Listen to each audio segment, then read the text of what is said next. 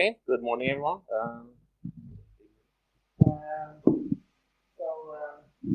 Good morning. I noticed we have a buzzword bingo between the two rooms. I won't be talking about quantum computers or anything like that, but hopefully something interesting. So my name is Staffan Truvé. I come from a company called Recorded Future. So we do threat intelligence. It's the only thing. Oh, thank you.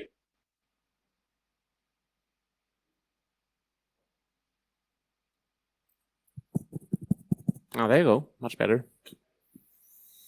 Anyway, so I come from a company called Recorded Future. We do threat intelligence. It's the only thing we do. We've been around for about 9 years. We probably have one of the longest histories in our system of cyber threat intelligence. About 200 people. We are based in Boston, US, but we actually do all our R&D in Gothenburg, in Sweden, where I'm staying. So our idea when we started thinking about this was that, you know, over the last decade or so, all of us have become one big sensor. We're feeding the machines now with all kinds of information by what we're writing, blogging, tweeting, and so on. And we started thinking that we should be able to use this information for something more than just putting it into search engines. So our goal, our ambition is really to use everything that is published on the web to do analytics of different kinds. And you can, of course, use this for tons of different things, but our big focus is to use this for threat intelligence. So if you look at the state of the art in security, I think this picture still represents pretty well what we're doing. You know, so you take your valuable assets, you build a big wall around it, and then you focus on, you know, going around checking, are there any holes in the wall, and maybe are there any bad guys on the inside of the wall trying to do things. That's sort of what we tend to do. And we think that, you know, and of course you must do that. That's of course necessary. But we think the important complementary piece is really to look at the outside of the wall as well and see what's happening, you know. So to continue this physical analogy, you know, are there people out there on the outside who have keys to my doors? Maybe I should be worried about that. Maybe there are guys out there asking for the keys, you know, or asking how to get in different ways. We see that every day, people asking for advice about how to get into some company's systems and so on. Maybe there's someone on the outside who's selling my stuff, you know, a sign that someone has done something. Or maybe there are blueprints out there, you know, the secret passage under the wall, which some clever guy put in at some point, and now someone is releasing the blueprints for that. But also more general things like, are people out there talking about new ways to attack places like this? Or maybe even if there are places like my place which have been attacked recently, you know. So for example, if you're let's say a Swiss bank, and there's been a history the last few days of Swiss banks being attacked, and you have not seen that you're under attack, either you have been extremely lucky or you just haven't noticed that yet, that you've been attacked, right? So we think that you really have to be on the outside looking in as well. And we do this with all kinds of different sources, you know. So we come from the open source side, harvesting everything from big media to blogs to social media down to hacker forums and so on. And then we complement that with less open places, you know, what people like to call dark web, terrible name, but all kinds of Tor onion sites and these kind of things where people tend to stick interesting information. We also do our own threat research, and we also complement that with technical sources like, for example, domain registration information, DNS traffic information, and so on. So just give some very simple example of what we mean by threat intelligence. You know, so of course, if you run a big company, you should be checking whether your credentials are popping up in, say, paste sites, for example. You know, simple example, you just go in and look for bt.com and hashes on paste sites or forums and so on. And if you see these things, of course, these are typically not things which have been leaked from your big corporate systems. I would say that in 99% of the cases, these are cases when people have been using their company email to register for, you know, a golf tournament or something like that. And then, of course, that system got hacked. But these credentials are still bad. First of all, because people are, of course, sloppy and reuse their passwords in different systems. But also because these other sites might help someone spoof someone's identity. And by doing that, they could pose a risk. You know, that's a great way to start a phishing attack, for example. Similarly, if you notice that someone is spending all day registering typo squatting domains which look similar to yours, I love this one, the Brutish Telecom on the bottom side here. If this is happening, you know, and like we saw last week in Sweden, for example, we had all the major banks had tons of of various typo squatting domains registered for them. So clearly a sign that someone is preparing to do something bad. So this is looking directly at data, but as I mentioned, you really want to go sort of aggregate this and do some kind of analytics. So here's higher level example, again. So what we're doing here, we're showing a timeline of ransomware attacks against the banking industry. So this is using a lot of our capabilities. First of all, the fact that we do natural language processing to analyze the text, to classify text as talking about a cyber attack. We're identifying the entities, the banks in this case. And we also have a classification of different kinds of malware. So this allows us to do this kind of high-level analysis very easily. Similarly, you can use our system to do dashboards like this. So here's an example of, let's say, over 60 days, what are the most important attacks being talked about? What are the attackers in case they're identified? Who are the targets? What tools are they using? All the way down to, which IP addresses are included in this. And we also aggregate information around entities, like if you have a CVE, what's everything the internet knows about that CVE? So we aggregate that into one single frame for you. So in a way, you can say that much of what I showed you here is really, trying to describe what has happened. I said I wanted to be proactive, but, one part of that is understanding, of course, what has happened. In this picture, I think the two important parts here is that with all the data we get, we can both describe what actually has happened. And as I'll come to in a little while, we think we can also predict some things that will happen in the future. But let's start a bit with the descriptive part, because that's really a necessary precursor to doing the predictive side. So our idea in general then is to aggregate massive amounts of data from wherever we can. And we think in the end that machines are great at some tasks, but in the end you also need to complement that by human systems. So that's why we like to use these centaur as an analogy. So that comes from computer chess. So in chess, a centaur is when you take a reasonably good chess program and you have it work together with a decent human chess player. And I would say at least up till last fall, when DeepMind did some interesting stuff, I would say that the best chess player in the world has been this combination, a good combination, well-functioning between man and machine. So essentially, we want to do the same thing for threat analysts, to build centaur threat analysts, where we build the best possible tools so that the human analysts can focus on what they're really good at. And in essence, so that amounts to a large extent to taking all this unstructured information which is out there, analyzing and structuring and organizing it, presenting it in different ways so that the human analyst can very quickly decide what to focus on and dive deeper into that. So this is what we call our little threat intelligence machine. So we take all this data, we analyze it, we present it in two ways. One is the UI, which is examples of here. And the other one is an API, so that not only can the humans use this data, but you can also plug it into your SIM systems or your IDS or whatever, so you can automate things. For example, you saw we had risk scores on IP addresses. Of course, what you can do is if risk score is high enough, you could automatically block those IPs in your system. Similarly to how you use other kinds of threat lists. So we really want to use AI and machine learning in two different ways. The first one is to describe, and that sort of can be broken down into two parts. One is to organize the data. So we're using natural language processing to go from unstructured open text to a structured representation, which is also language independent, because what we're doing is we're saying that this sentence talks about, say, a cyber attack, and we find the different attributes or the different roles in that cyber attack event. And that, of course, is a language independent representation. So whether things are spoken in Chinese or Russian, we can translate them into this uniform representation. So this allows you to do quantitative analysis over different languages. Also allows you to do interesting trend analysis. So if one attack vector starts being talked about in Chinese and then it sort of migrates over to Russian and then it starts being talked about in German, maybe you should be more concerned about it because it's being discussed closer to home. So these are the things you can do. And the second part there is ontologies, to have structured representation about relationships, categorizing things. We use that in our analysis, but we also use that in search. So to take a physical world example, you can go into our system and search for, say, protests in Switzerland.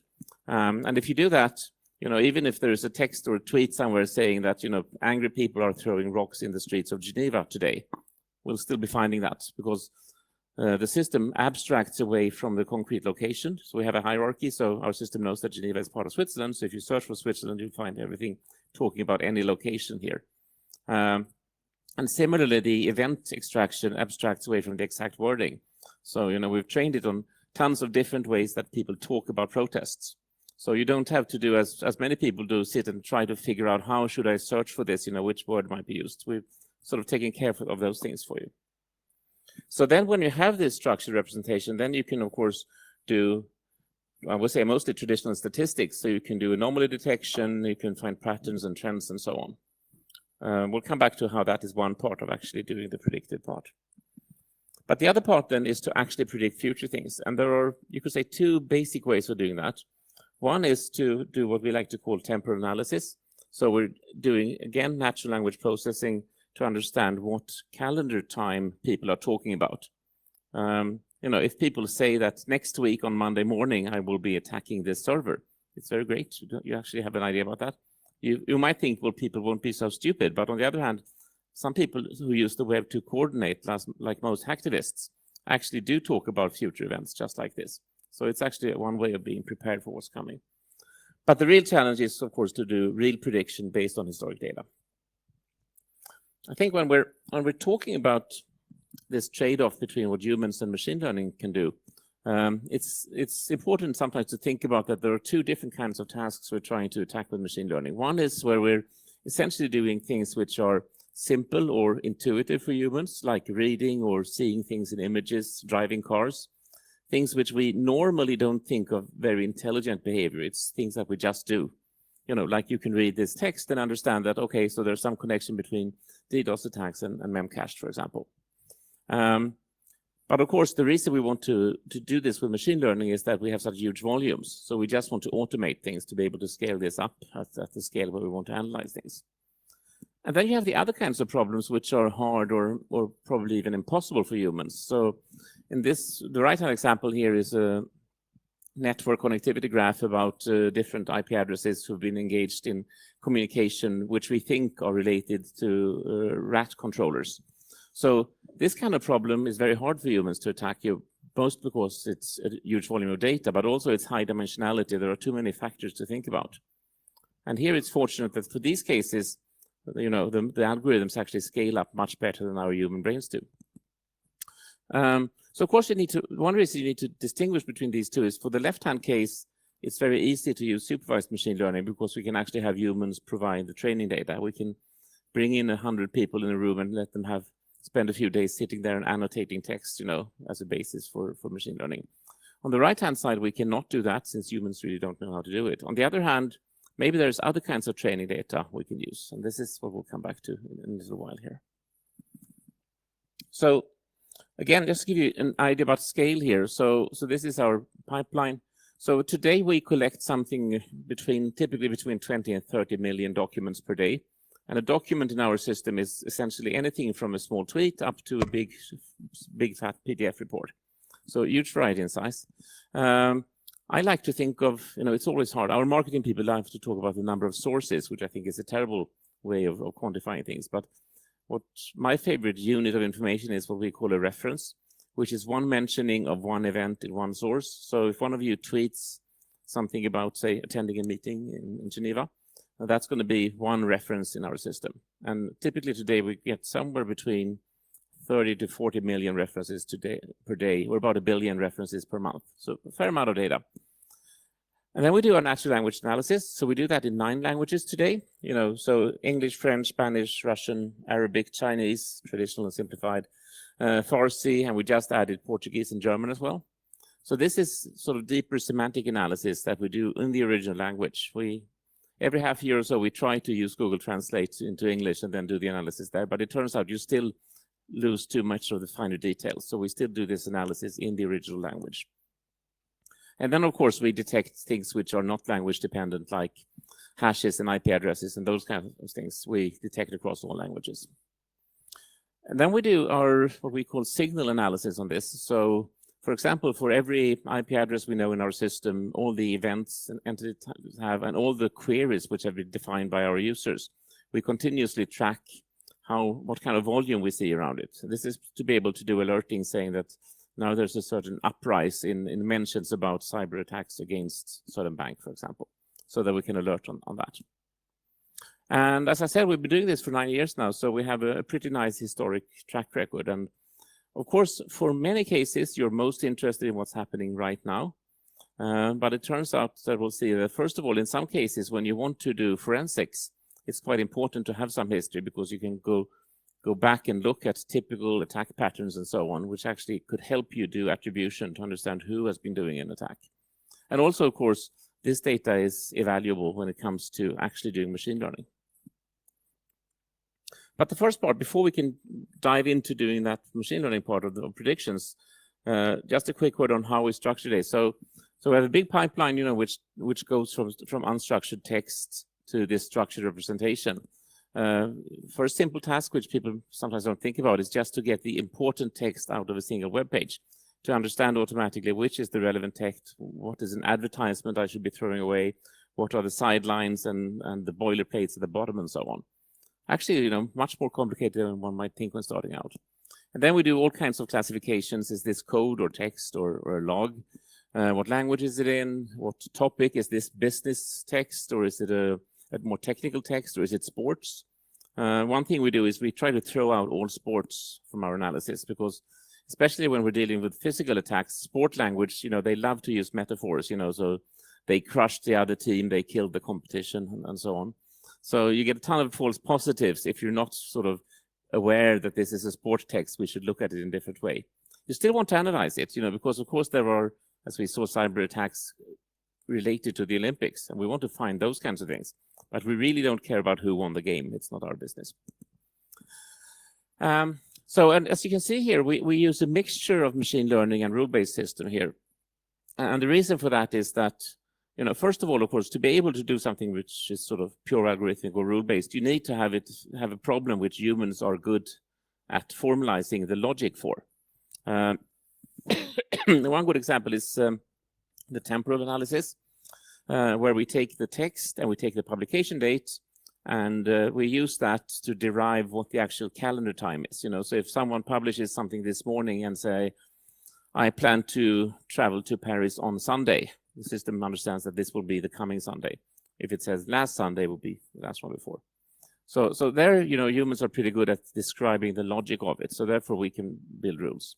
But for other cases, like let's take the simple example of deciding if a piece of text is code or prose, normal text. It's not even obvious for us, I think. How do you express that simply? On the other hand, if you look at a sample piece of text, it's always obvious for us, if it's this code or prose.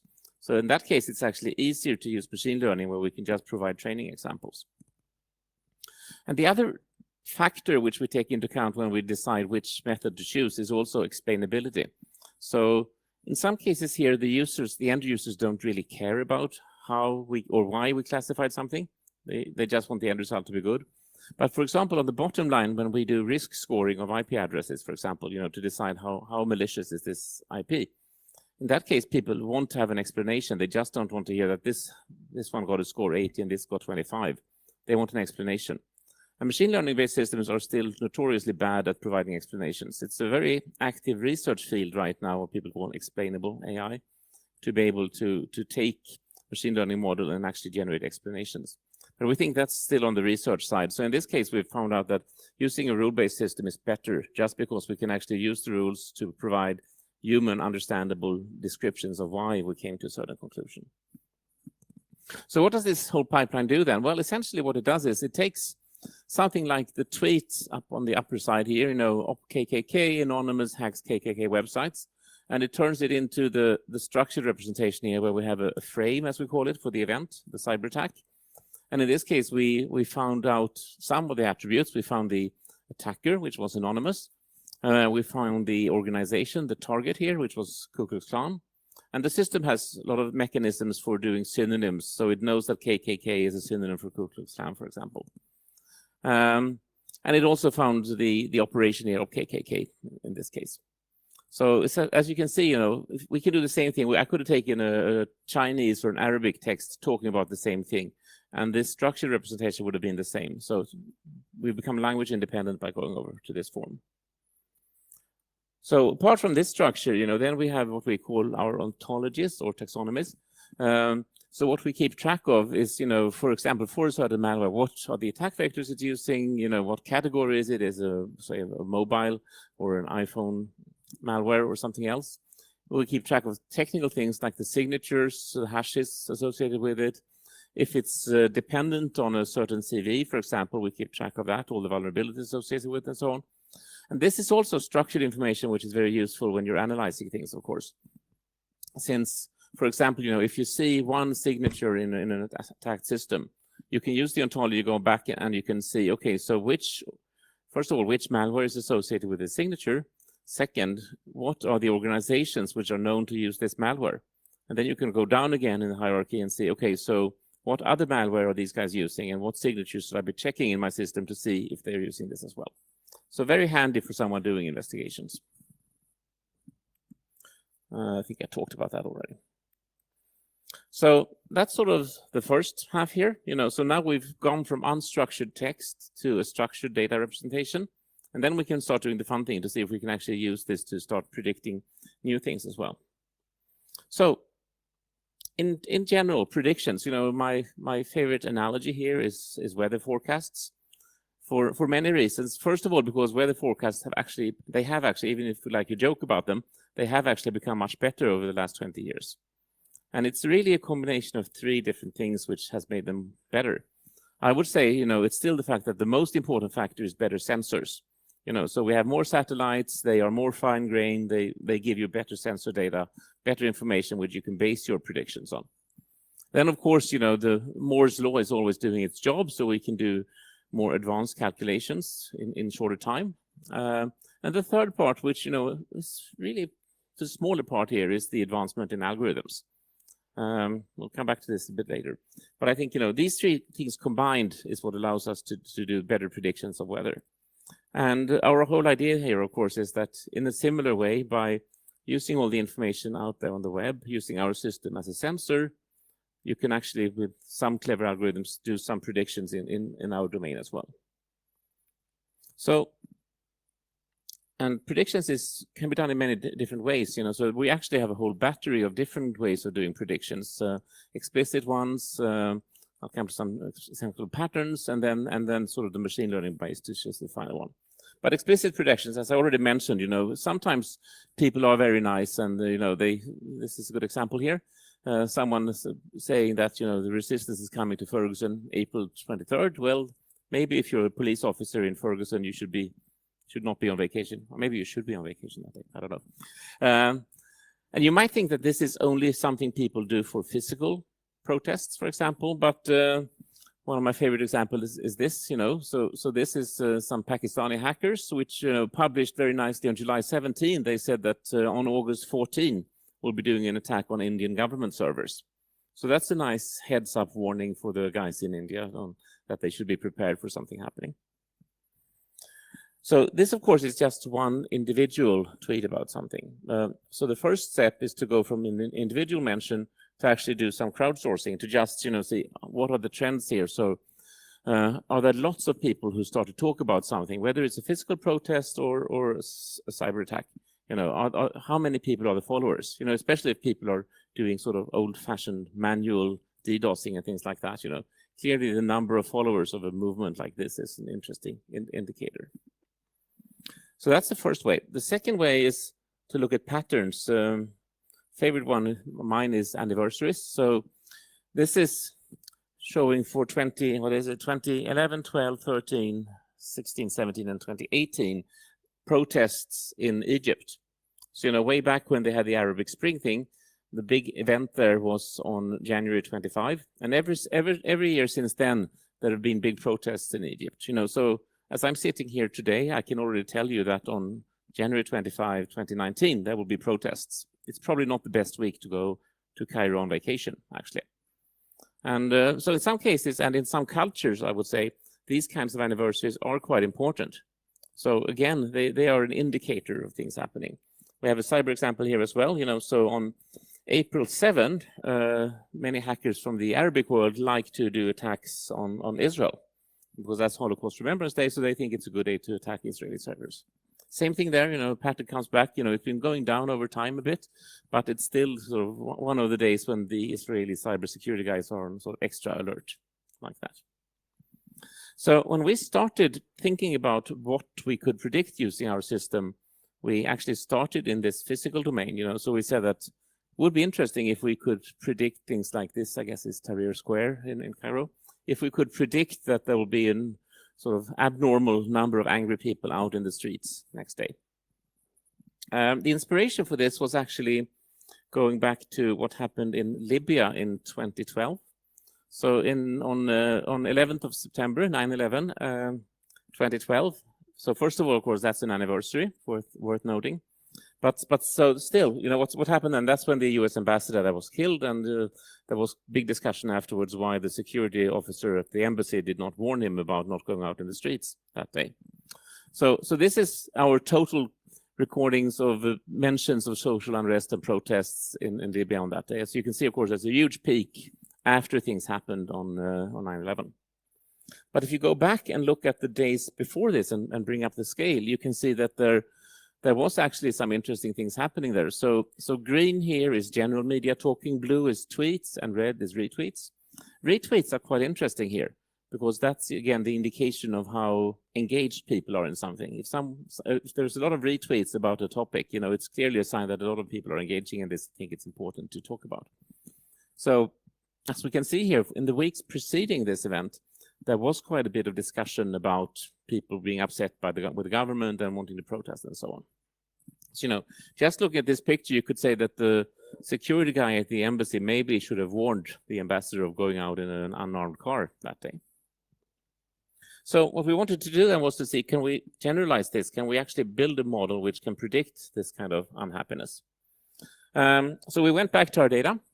We looked at different places. We looked in Egypt. I think it's Lebanon on the downside here. Hope you can see on this screen. So what we have is here, let's on the upper left-hand side first. The green chart here is forward mentioning tweets. So these are things which are of, the kind, I'm pretty upset about something, I should go out and protest. And the red one is more big media reports about protests which have happened. And the interesting thing, of course, here is that you can see in most cases, there is a pretty sharp green peak, maybe a day or a few hours or a couple of days ahead of the actual thing happening. And the same thing in the lower right hand here, the blue is forward-looking tweets saying about we should be doing things, and the red is reports about things that have happened.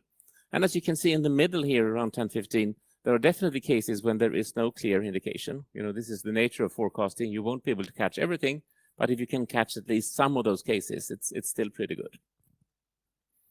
So what we did here, this is applying this model. So we trained on data from 17 countries in the Middle East, and we think that for this case, for the physical attacks, you actually should do this in a fairly limited sort of spatial domain, because we think, culture is different, the way people talk about things and what they do and so on will differ. So I would not use a model trained on the Middle East to predict things in Europe, for example, because I think the behavior is culturally quite different. What one can see in this picture, so this picture, as you see, the x-axis here is the event date and the y-axis is the publication date. So the diagonal is really when people are talking about things which have just happened or is just about to happen. Not very interesting. The interesting thing on the left-hand side here is this red bar, which we can see that a month ahead of time, people were talking about protests on the last of June. And the reason for this was that this was the anniversary of Morsi coming into power as president. And people were saying very early on that we don't like this, we should be protesting. So the pattern there is actually the same you could probably detect in Europe, about the traditional May 1 protests, the sort of demonstrations and stuff. But of course, when you have a normal demonstration on 1st of May, people go out and they protest, and then 2nd of May, everyone is happy and goes back to work again. That's what, most of Western Europe tends to look like. And you might think, just looking at the talk here, that this would be the same thing here in Egypt. However, what the model predicted was, it said that on the right-hand side here, it said that not only will there be problem there, it actually predicted that we think there will be bigger problems in the days coming after. Based on historical patterns and the amount of volume discussion we had and so forth, the model could actually predict here that we could do this. And in general, what we discovered was that this model, trained on these 17 countries and then applied, can actually predict, let's call it unusually high levels of social unrest in individual cities with 85% precision a couple of days into the future. So coming back to the weather forecast analogy, this essentially means that, just like the weather forecast can tell you whether it's a good idea to bring an umbrella or not the next day, this forecast could tell you if you should put on an armored vest or something when you're going out next day. Which is, again, all these things won't happen, but it's better to be safe than sorry. So we were pretty encouraged when we did this, it showed that there was some predictive power in the data. But then, of course, we wanted to see, can we use this in the cyberspace as well? So our inspiration for the cyber protest detection actually comes from, you could say, Chicago police. So this is quite controversial. I won't go into how controversial it is, the fact that they're doing this. But the idea they have is that by taking historic data about shootings in Chicago, they think that they are able to predict where shootings will happen, not so hard maybe, but also who will be shot and who will be shooting. So predicting bad guys. And the idea really here is that also that the fact that which neighborhood you live in sort of decides a bit what career you will pursue in life. So if you, for example, live in a neighborhood where there are a lot of drug dealers, there's probably an increased risk that you will become a drug dealer yourself. Or someone else who lives in a neighborhood where people steal cars might be more likely to pursue a career in car stealing. So we think that there is something to this notion of, the neighborhood you're in decides something about how you might be acting in the future. So this is really our idea, can we find bad neighborhoods in the cyber world as well? And can we use them to predict something? So first of all, of course, we need to think about what a neighborhood is. And, this is my favorite XKCD Hilbert space map of the IPv4 address space. So let's focus on IPv4 here because people never talk about IPv6 for some reason. So the idea here is just like in the physical world, if you're an IP address and you live up in some specific point here, we thought that maybe if we look at the surroundings, the neighborhood here, maybe you can get some interesting prediction on how likely this other IP address, which we've never heard of before, is of behaving maliciously in some way. I think it's quite important to note here that this is one of the neighborhood models you could have. There are other ways which an IP can be close to someone else. Not only the CIDR address block you're in here, like here, but also things like which ASN do you belong to, who has registered stuff on your domain, on your IP address, and things like that. So there's which name server is associated with the domain which has this IP and so on. So there are multiple ways of defining neighborhood, but let's stick to the simple IP address block one. So before going ahead here, I'm a bit curious, how many of you in the room here have built any machine learning based system? 3, 4, 5, not too many. Good. So I'll bore you for 3 minutes by doing my 3-minute introduction to machine learning for everyone. The basic idea about machine learning is that you build classifiers. The only thing machine learning really does is classify things, right? And it's based on the idea that you have some features of some kind. Those features could be decided by a human, or if you're doing deep learning, you can actually have your algorithms find the relevant features. And then for each feature, you have some weight, which tells you how important this feature is. What you do is you take your vector of features, 1 if it's present and 0 if it's not. You multiply by the weight, you sum everything up, and then you check against the threshold. Is this sum above a certain threshold? In that case, you'll say that something belongs to that category. That's essentially what you do. So for an example, if we choose feathers, beak, and fur as our features, and I show something up on the right side here, a little bird, and I'll say that, okay, so this has feathers and a beak, and the system will say, okay, it's a bird. If I show it, this one with a beak and a fur, it's going to say it's a platypus. If I was lucky enough to provide that training data, which you might forget about when you're doing this. So classification is all we really do here. And in this case, I as a human provided these high-level features of feather, beak, and fur. However, if you do deep learning, then you add more layers, more neuron layers in your system, and you do some convolution, so you do some clever rotation of your features in here. And this will, as by magic, actually allow you to input just a bitmap, just an image on the left-hand side. And some intermediate layer here will actually become, by training, a feature detector. So, you could imagine that there will actually be some layer in between here, which will actually be finding feather, fur, and beak based on, thousands or millions of training data examples. And of course, the beauty of this is that we don't have to code this. We just have to provide enough training data for the system to be able to learn and hopefully generalize what we do here. So what we want to do now is we want to do exactly this. The only difference is that instead of a picture of a bird, we want to put in an IP address, and we want to go classify it. Is it good or is it bad? That's our intention. So the data we used for this, we used two different sets of data.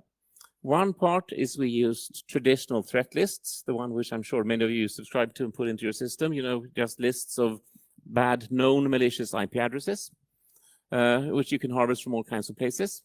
So these are, of course, of high value. Sometimes they're a bit late, but they provide essentially no context at all. It might be that a certain list is just talking about IPs with a certain category, but in general, they're very context-free. And then we combine this information with our open source intelligence. So, all the data we have in our system where we've done our natural language processing, so we know in which context is a certain IP address being talked about. Is it mentioned as being the, say, source of a botnet attack or something like that? So this, and in what kind of what entities are talked about together with it. So you can say, to be very precise here, what we will be doing now, we will not be predicting malicious IPs per se. We will actually be predicting if IP addresses will be popping up on threat lists a couple of days into the future. But we're assuming that that's a pretty good approximation of being malicious, the fact that you show up on one of these threat lists. So the first approach we took was to just say that let's look at this neighborhood. Let's look at the malicious IP addresses and the unknown IP addresses and see how far off are they. So here's the interesting thing. This is the distribution, how far away in CIDR distance on the x-axis here are the new bad IPs from existing IPs. And as you can see, there are, it varies, but there's, most of it is not very far off. And then we look instead of take a number of random IPs and see how far off are they from the known bad guys, from new bad guys. And it turns out that the distribution is skewed quite significantly to the right. So this actually tells us, it should be possible, when you look at this naively, I should say, to actually use just the distance from known malicious IPs as a measure. Let's transform this a bit. Let's stack these two on each other. We'll see. So the red one are the bad IPs, and the blue are the random ones. So, and it's the red one we want to predict. So looking at this, we want high precision. So we want to set a threshold in distance here, which would allow us with high precision to decide if a new IP address is malicious or not. So looks like we could set it somewhere around here, right? So let's say that not most, but if you go below 10, then a huge majority of the new IP addresses seem to be malicious, and very few are actually random IPs. So things look good, but this is actually an illusion in this case. And the reason for that is that, let me actually back up a second here. So if you look at let's see if this thing works. Doesn't work at all. If you look at this small false positive, the small green ones here, right to the left, it looks like there are very few false positives here. But the problem is that we're looking at different scales here, and because if you look at all the IP addresses out there, it's only about 1 to 10 to the power of 5. So 1 of every 100,000 IP addresses is actually on a threat list. So this, small portion of the one here, which is actually a much larger number than the red one, the true positives in this case. So it turns out it's quite unbalanced. So this is actually not a good way to do this. You get way too many false positives if you just looked at the distance. So our conclusion was that just looking at distance is not enough. You really have to add more features. So the simple model we decided to go on with then was to say that we'll be looking at what we call a population of interest of IPs. We'll define that as this, so it's IP mentioned on X next to Y. So, we look at the source. Is it anywhere on the internet, or is it on a specific source like Twitter, Pastebin, some specific accounts we pick, virus total, a good example, and so on. And the other part is what else is being talked about at that day. So are people talking about anything in general, or are they talking about malware? Are they talking about, let's say, botnets, or about command and control centers and so on? So essentially, we're classifying all the neighbors not only by the distance, but also by what kind of thing they have. And then we want to look about this over different distances. So if you look at this IP address in the middle here, essentially the model we're building is that we're looking in concentric circles, different distances up to 10. And we're checking, what are the properties of the known IPs in this space. If they're on a whitelist, very interesting, that's actually sort of probably a negative weight towards becoming malicious. But then we want to see, is it mentioned on Twitter? Is it mentioned on Twitter as the source of an attack? Or is it mentioned on Pastebin, in connection with malware, and so on? And then we add a third dimension where we're actually looking back in time. So we're seeing how long ago was it something was mentioned? Is it 1, 2, or 3 weeks back in time where someone mentioned about this? Because the challenge is, of course, that everything is continuously changing. So when we do this, we get a total of something like 15,000 different features, which we calculate for every one of the 4 billion IPv4 addresses we have out there. Pretty big address, pretty big space. So we actually decided, for practical reasons, when we actually built this system, to divide the problem in 2 different parts. So one part is actually deciding, out of these 15,000 different features, what are the most significant ones, the one which we should focus on. And we trained on that first. That allowed us actually to cut it down to much smaller space, only, I think, 2 to 300 features typically, which are the most important ones. So for doing our daily training, which is the second phase here, where we look at all the existing known places, or known IPs, then we only look at about 200 to 300 features for each of those. And that's what we build. And this is then what allows us to do. So the feature map is something we can calculate maybe every month or every quarter, whereas this actual predictive model, which looks at the current state of everything we know about IP addresses, combined with these 200 features, that's something we recalculate every day, because that's really has to be up-to-date information exactly about what's malicious right now, in order to have a chance to predict what's going to be malicious next day. So, how good is this then? Well, first of all, one should say that threat lists in themselves are pretty predictive. Just like the best way to predict the weather is still to say that it's going to be the same weather tomorrow as it is today. I think that still holds, unless there's a meteorologist in the room has a different opinion. So that's a first good indication. So 45% are actually repeats. The next days are the same. We added some little clever way. We have what we call our extended threat lists, where we actually could bump that up to 66%. So in our extended threat lists, which are not done using machine learning, but by just looking at the context things are talked with, we could up that a bit. But then what the machine learning part allowed us is to add another 9 or 10% to this. So combining all this, we actually can predict 75% of the malicious IPs, or the IPs which occur on the next week threat list, which is not so bad. It's a sort of incremental improvement, and I think there's still tons of more stuff to do here.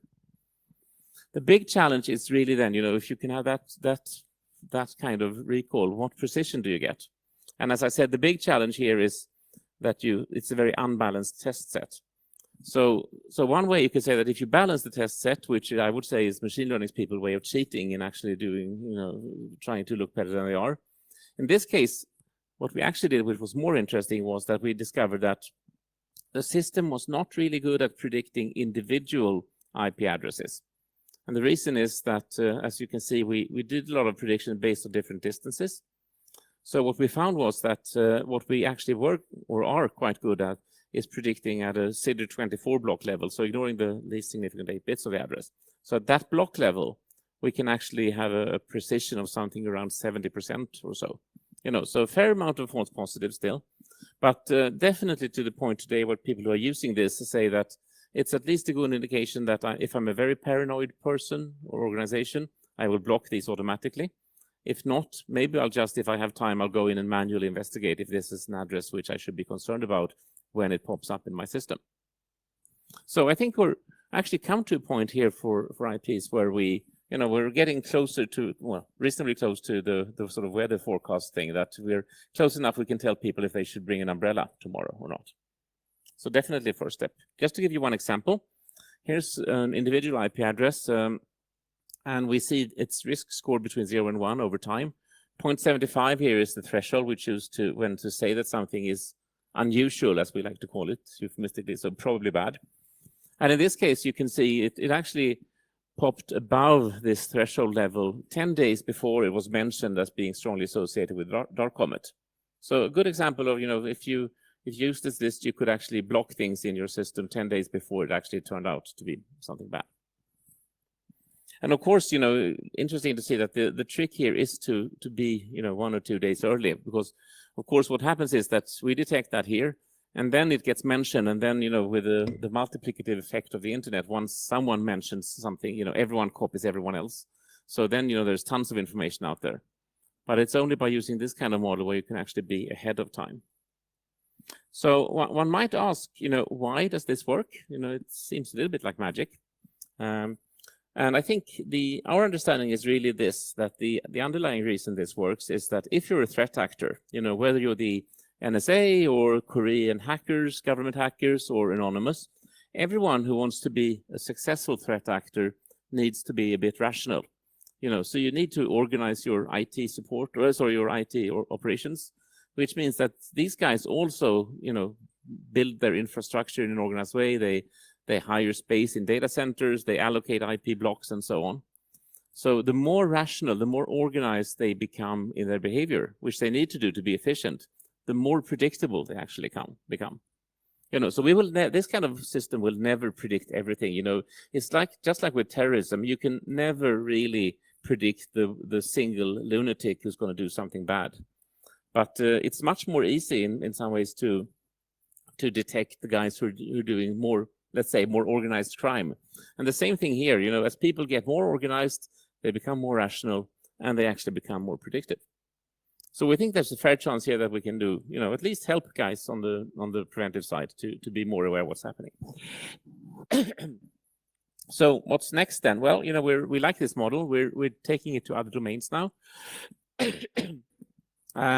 So the first one is, of course, to not only do this on IP addresses, but actually do it on domains as well, which is a somewhat trickier problem. The reason is, of course, that for domains, we don't have a finite address space. There are more than 4 billion domains, of course.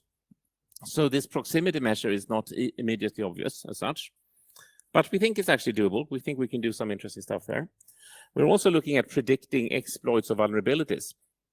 Very similar, we have exploit DB in other places as the track record of what has been exploited. So probably we can predict things there as well. And one of my favorites right now, excuse me, is looking at phishing attacks. So we have some different indicators there. One indicator is, of course, the registration of typo squatting domains, very strong indicator. Another interesting indicator we think is actually disasters. So phishing guys like to use disasters as the bait. If you get a text message saying, well, first you get a news flash saying that there's been a train accident in the place where you live. And then you get a message saying, we think your sister might have been involved in this accident. You're extremely likely to click on that, especially if you have a sister. So we think that looking at big disasters and the amount of media coverage they're getting, which is exactly what we record in our system, is the way to at least find candidates. And then, of course, you combine these two. If you have a domain which has been registered for typo squatting, and then you combine it with the information about some accident with a lot of attention, clearly you could at least warn people that there might be something happening. And, the list goes on. I think in general, the interesting thing here is that by having both long historical track record and huge amounts of data in general, we're actually starting to be able to have a little bit of foresight into what's coming down the line, which I think is a big difference from the way most of security is done today, which is just, looking in the back mirror and fixing things which have already happened. So that was what I wanted to talk about today. Thank you.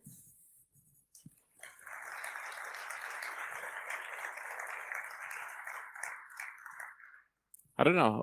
Do we have time for questions, or if there are questions, or do we do that online or offline? We have 10 minutes. We have 10 to 5 minutes for questions, so.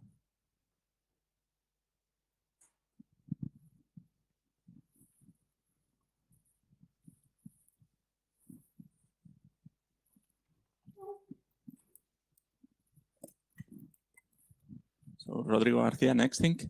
My question is related to what you just said about all the applications. So do you think this call for help for medical reasons or for children or something, so making use of the feelings of the people, it's something to consider for your application? Yeah, I would agree. I think, I think the bad guys are very good at touching the right pieces of us in that sense, clearly. And I think, what I'm most concerned about, if you look into the future, is now I'm talking about, how we on the good side, presumably here, how we can use these techniques. But of course, the bad guys will use exactly the same techniques. So far they haven't, mostly because they make enough money as it is, I think. But, I think they will be using NLP, for example, to improve the quality of the text they're doing. My favorite fear of the future is actually, if someone starts actually analyzing, the communications you have with your friends, not only will they be able to send things which look like they come from a friend of yours, but they will be able to mimic the style in which he writes to you. So I think, both that, and then, they should be able to use machine learning also to figure out which are the most, which strings should you be touching in the hearts of people to make them more likely to open anything or click on a link or something like that. Thank you.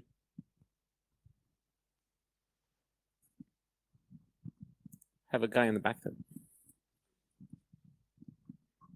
Oh.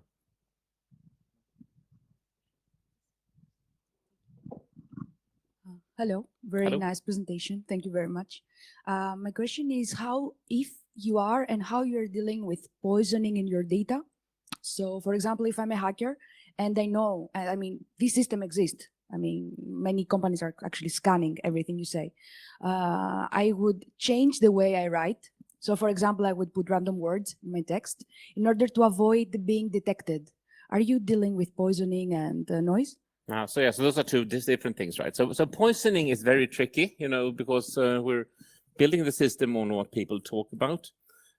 So the one way you can handle that in some cases is by requiring multiple sources to be talking about something before you take it into account.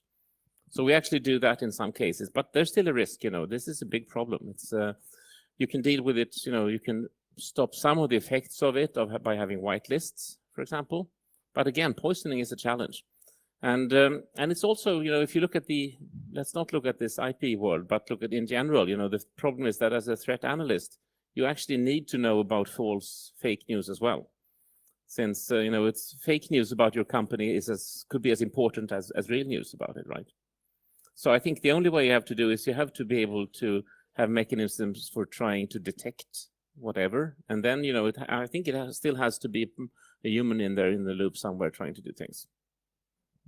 So I think that maybe answers the noise question as well. I think, that you have the only way to deal with it is we do some classification of trusted sources, for example. So for one example, if you look at, let's say, for example, the judgment of if an IP is malicious. So if the source there is let's say a trusted blogger or something like that, it could be enough with one reference to something for us to trust it. Whether if it's just an unknown Twitter account, will require multiple mentions before we actually take it into account. Mostly for the dark web sources that you have, where people there are really they how love to do that, right? Yeah. how to go away. So yeah. So for example, in this, so for dark web, we actually treat that data in different ways. We would not include that in something like this, because it's as you said, it's not trustworthy. So I would say dark web data is in our system more relevant, for detecting when people are, selling credentials to your company or something like that.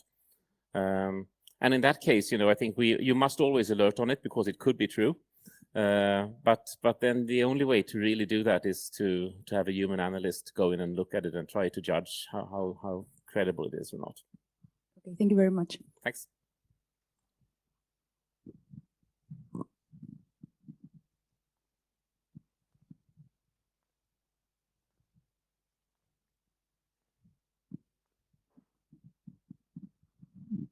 Mike Nelson with Cloudflare. I came in a little bit late, so you may have answered this question, but do you have other people that you would point to who are doing similar work? And do you have any comments on how good their work is? There is some related work done by Verizon way back on this. They looked more at threat lists in isolation, and they looked at how duplicative they were and so on. I actually haven't seen anyone who's been doing this kind of predictive analytics. So if you have a pointer to anyone here, I'd be very happy to hear about that. It's always good to learn from others, but not in this particular domain, no. Okay, maybe it's time for coffee. Thanks again.